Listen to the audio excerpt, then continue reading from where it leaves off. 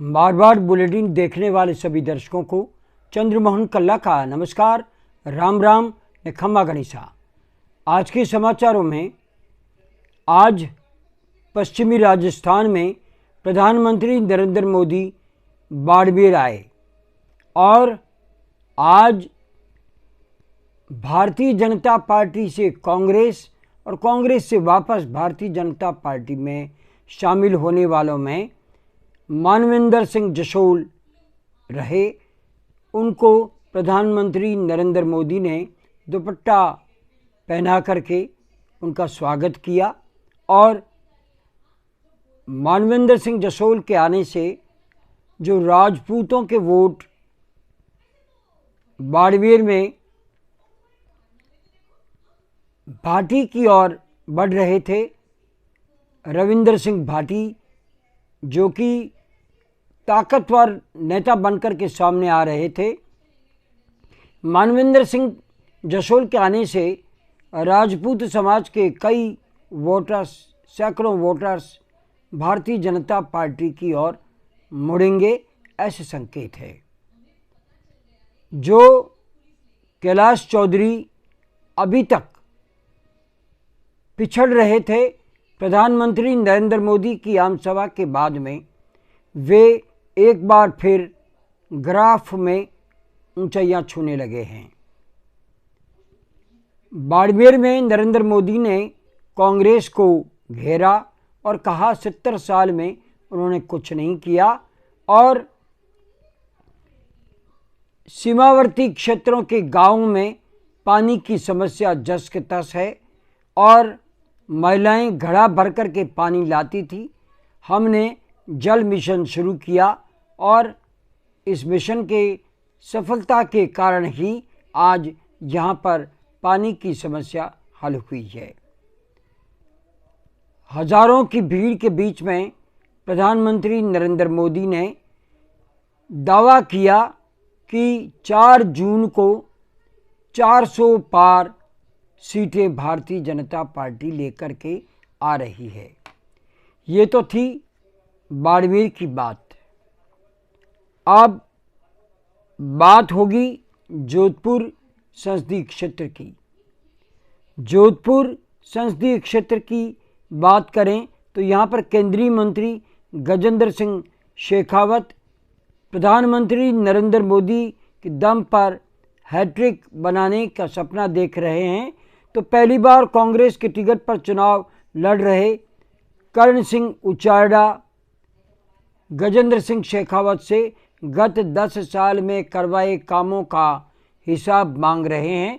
वे जगह जगह संजीवनी घोटाले को लेकर के गजेंद्र सिंह शेखावत को घेर रहे हैं। अशोक गहलोत भी कर्ण सिंह उचारडा को अपना छोटा भाई बता करके कल फलोदी में और उससे पहले उनकी नामांकन रैली में भलावन देते हुए कहा कि कर्ण सिंह उचारडा आपका अपना बेटा है और संसद में जाएगा तो जोधपुर की आवाज़ को बुलंद करेगा। यानी सचिन पायलट के नज़दीकी माने जाने वाले कर्ण सिंह उचारडा के लिए अशोक गहलोत भी वोट मांग रहे हैं, क्योंकि जोधपुर उनका कर्म क्षेत्र है। उनकी राजनीतिक शुरुआत ही जोधपुर से हुई है और उनका अपना जिला है और वे 5 बार सांसद रह चुके हैं। तो कर्ण सिंह उचारडा के लिए अशोक गहलोत भी वोट मांग रहे हैं। अब बात करें राजपूत समाज के वोटर्स की, तो ये मान करके चलिए कि सर्वाधिक वोटर्स राजपूतों के हैं और ये वोटर्स कहीं न कहीं संजीवनी घोटाले की चपेट में आने से गजेंद्र सिंह शेखावत से नाराज़ है। लेकिन ये भी दावा किया जा रहा है कि राजपूतों के वोट आपस में बंट जाएंगे। अब यहाँ पर अगर बात करें वसुंधरा राजे फैक्टर की, तो सर्वाधिक वसुंधरा राजे के समर्थक कार सेवा करने में लगे हैं, ऐसा कांग्रेस के नेता बता रहे हैं। हालांकि पहले शेरगढ़ विधायक बाबू सिंह और उसके बाद में पूर्व सांसद जसवंत सिंह बिश्नोई, जो दोनों ही वसुंधरा राजे के करीबी माने जाते हैं, और एक बारगी जब शेखावत को टिकट मिला, ये जमकर के बयानबाजी करते हुए खलबली मचा चुके हैं, लेकिन उसके बाद में ये खामोश हो गए और ऊपरी तौर पर आज भारतीय जनता पार्टी को सपोर्ट कर रहे हैं। लेकिन संदेह है कि ये भीतरघात कर सकते हैं, ऐसा संदेह भारतीय जनता पार्टी के नेताओं को भी है। अब हम बात करते हैं कि जोधपुर में अभी भी, जोधपुर शहर को छोड़ दें तो गांवों में पानी की बड़ी समस्या है और ज़मीन में खारा पानी है और लोग बाग महंगे भाव के टैंकर डलवाने पर मजबूर है। केंद्र सरकार का जल जीवन मिशन हो या राज्य सरकार का लिफ्ट कैनाल का काम हो, दोनों ही गांवों में अधूरे हैं और पानी का संकट जस के तस है। लूणी क्षेत्र में प्रदूषण का मामला है, लूणी नदी प्रदूषित हो चुकी है, कई योजनाएं बनी और वापस कागज़ों में बन कर के रह गई। जोधपुर पर्यटन की दृष्टि से महत्वपूर्ण क्षेत्र है, लेकिन पर्यटकों के लिए भी कोई बड़ा विकास जोधपुर में लंबे समय से नहीं हुआ। तो एलिवेटेड रोड का दावा गजेंद्र सिंह शेखावत करते हैं, लेकिन ये योजना भी कागजों से बाहर अभी तक नहीं आने से यातायात व्यवस्था जोधपुर की खराब है। अब मामला ये है कि 3 माह पहले जोधपुर संसदीय क्षेत्र में मात्र एक सीट सरदारपुरा की मुख्यमंत्री रहे अशोक गहलोत को विधायक बना करके यहाँ की जनता ने भेजा था, वरना अन्य सभी सीटें भाजपा के कब्जे में है।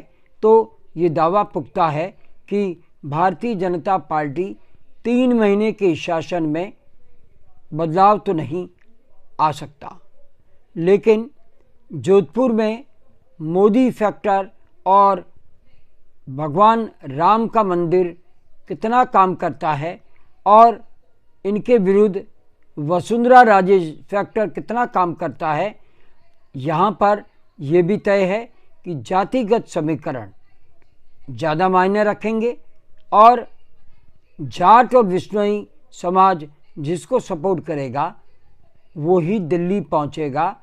जोधपुर में ये जातिगत समीकरण ही अपना परिणाम इस बार तय करेंगे, क्योंकि गत 2 चुनावों में गजेंद्र सिंह शेखावत के सामने रास्ता पूरा खुला पड़ा था, उनकी टक्कर में कोई नहीं था। लेकिन ये चुनाव गजेंद्र सिंह शेखावत के लिए संकट पैदा करने वाले संकेत दे रहे हैं और कांटे की टक्कर कर्ण सिंह उचारडा और गजेंद्र सिंह शेखावत के बीच में हो रही है।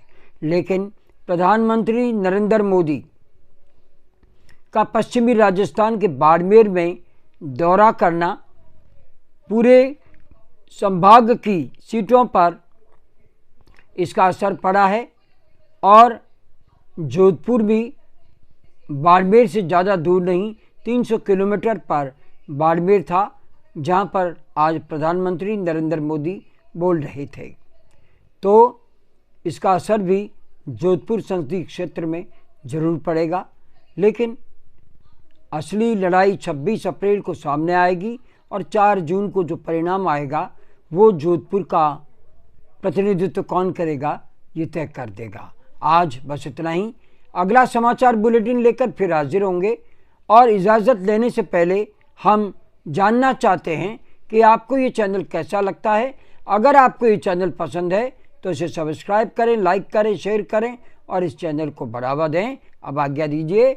नमस्कार, जय हिंद, शुभ रात्रि, सब्बा खैर, जय भारती।